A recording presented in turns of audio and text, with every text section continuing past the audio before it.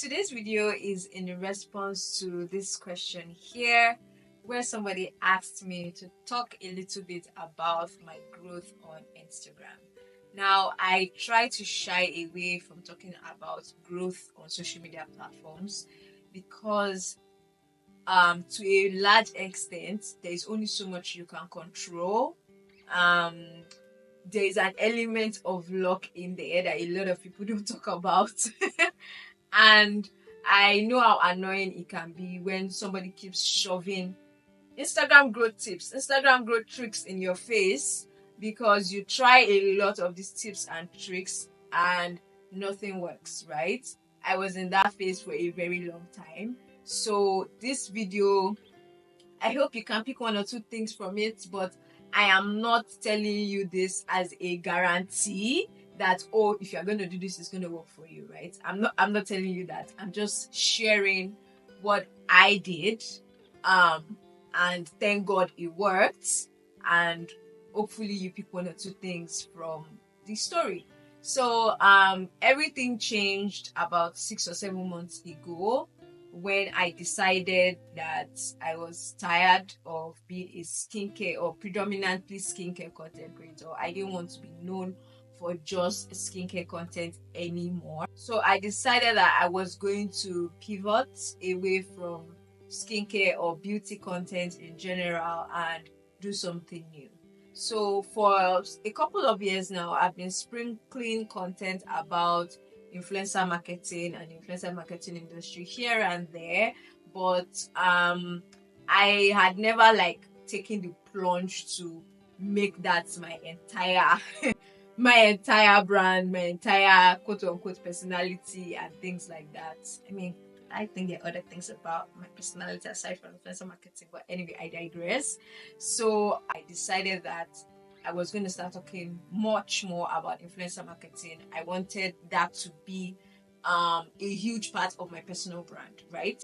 So I started thinking of what can I do to stand out from every other content creator. Because I had worked on the brand and agency side, I know for a fact that brands are spoiled for choice. There are so many content creators in the world. Why am I going to pick you over the other person? So my first step was to win my followers off of beauty content bit by bit.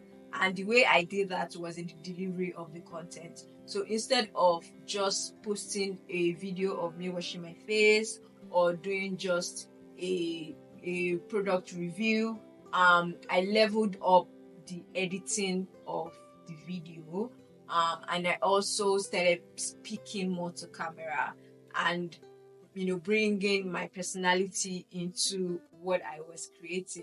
Before, I would just wash my face or would just talk specifically about the product. Now I started putting myself in the shoes of my audience, talking about how if you have just 3 minutes to wash your face and step out of your house, this is a quick 3-step routine that you can do, right? I was doing those kind of videos before, but I would just say 3-step routine, cleanse this, right? I wasn't really storytelling. I wasn't talking to them directly, right? Anybody can just wash their face and do a 3-step skincare routine. So I used storytelling, editing to win my followers little by little off of just skincare content. It was different from, well, I like to think it was different from just the regular skincare content that I was creating. I would, include influencer marketing tips 2 or 3 times a week, and then reduce the skincare content to once a week. To a lot of people, it was an all of a sudden Tosin just stopped talking about skincare, but it wasn't exactly all of a sudden. It was he had been there gradually, but I don't think a lot of people noticed. It just seemed like, oh, all of a sudden Tosin's talking about influencer marketing, which technically I've been talking about for years. But anyways, and then sometimes I will merge both. I would talk about being a content creator or influencer marketing while doing my makeup or while doing skincare. Those were the ways that I used to win my audience off of the other type of content that I was creating. So if you're a content creator that you want to pivot, that might be a good way for you to introduce your audience to the new kind of content that you're creating. So after a couple of weeks, and I decided it was time to go ham and full, on the influencer marketing content. I started thinking I need to like switch up my editing and switch up my delivery basically. So I started telling stories, I started a series, I started talking about my time working brand side and working at an agency, because there are so many content creators that talk about the influencer marketing industry. But where I am different is that I actually have agency and brand experience. So I started talking about the little things that I had noticed about content creators when I worked agency side. I still run my own influencer marketing agency, so I also share part of the things that I have picked up working with influencers, both in corporate and now on my own. So to do that, like I mentioned, I was doing series, I was storytelling, and then my editing. I try to, put a few things here and there to switch up the editing ever so often. Sometimes it's the way I start the video. I try to like do an abrupt or a quick call, so that when you are scrolling and you hear hey, it stops you in your tracks and you want to watch the video. Or sometimes it's in the way I just come off on the screen. Everything is just editing, right? Also, I think my video quality made a huge difference, because before I was using just my phone to film all of my videos and edit my videos. But my husband got me a camera, which is what I'm filming on right now. And I also got a new lens. So the camera is great, but the lens is really, really, really what elevated the video quality. And it just gave my audience a new thing to look forward to, because now Tosin is talking about influencer marketing. She's telling stories about her life in corporate. She's doing so with new fancy equipment. The video quality is crisp. The editing is nice, it's catchy, things like that. It was just fresh and different, and I think my audience loved it. Another thing is consistency. I know people talk about consistency and it seems like, oh my god, everybody's talking about consistency. But honestly, consistency really helped. When I had a 9 to 5, I used to film on the weekends and just post whatever I'm able to edit, I post during the week. But now that I'm out of the 9 to 5 life, I have so much time on my hands. So I was filming and editing almost every single day. I was filming, editing, post, film, edit, post. And I think the thing about content creation is that it's a muscle. So the more you exercise that muscle, the more ideas come, and the more it just flows. So as ideas were coming, I was working on them. Once I sleep, another idea comes. Like literally, guys, I can show you my notes app.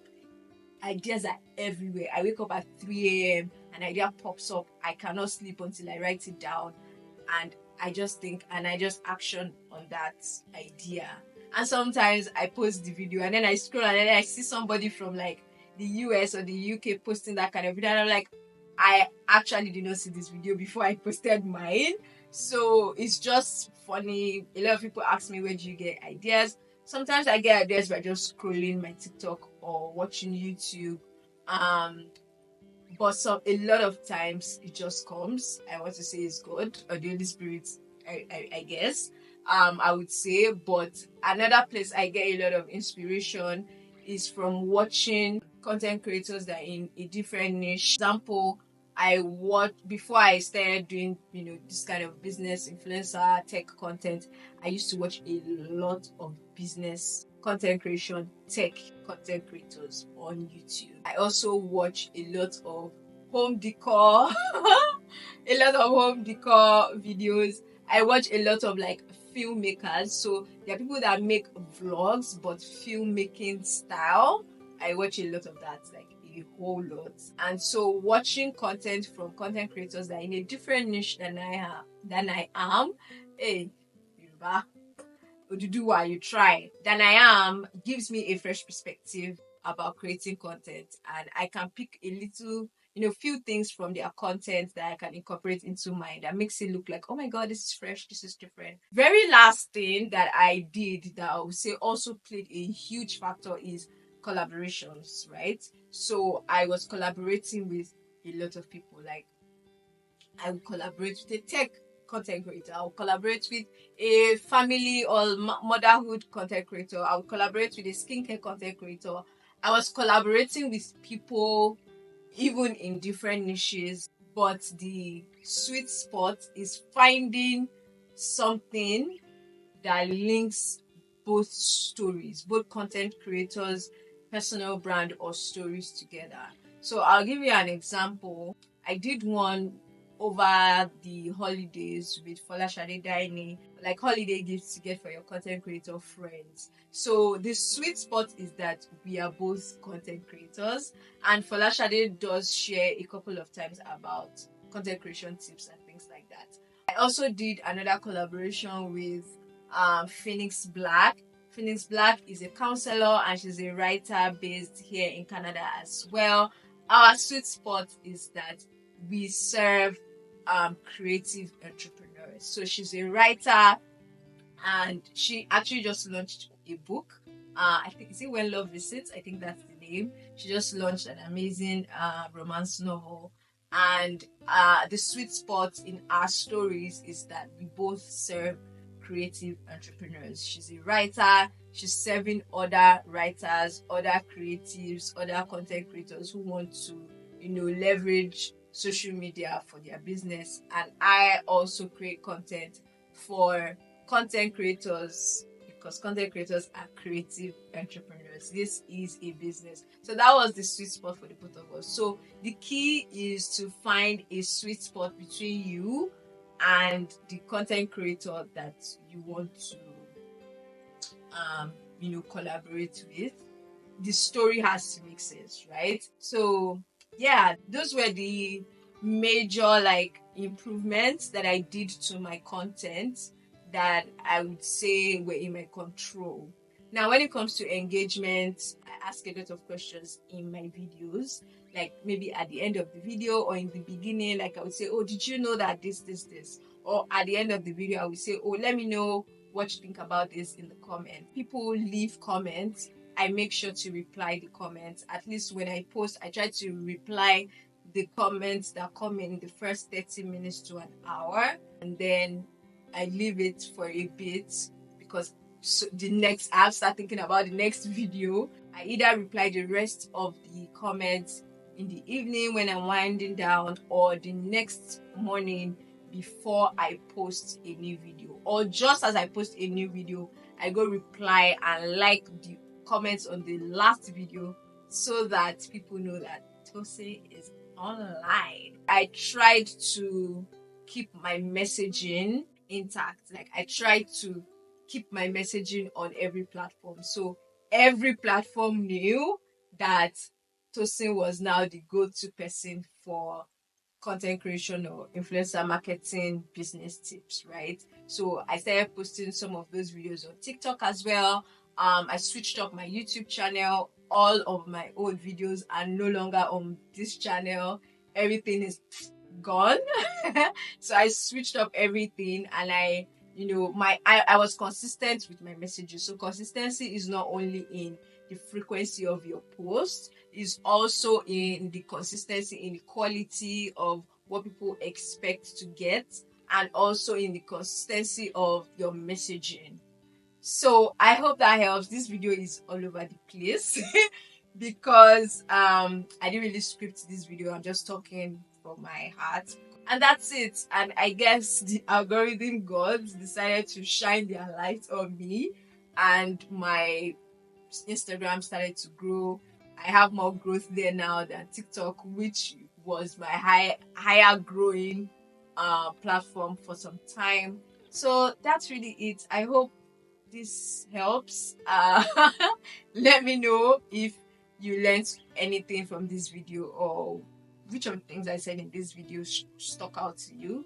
Thank you so much for watching, and let me know if you like this random sit down style videos, or if I should go back to my, scripted, give it to you, buzz kind of content. I think I'm going to switch it up here and there. But anyway, thank you guys so much for watching. Don't forget to like, share, and subscribe. And I will see you in my next video. Bye.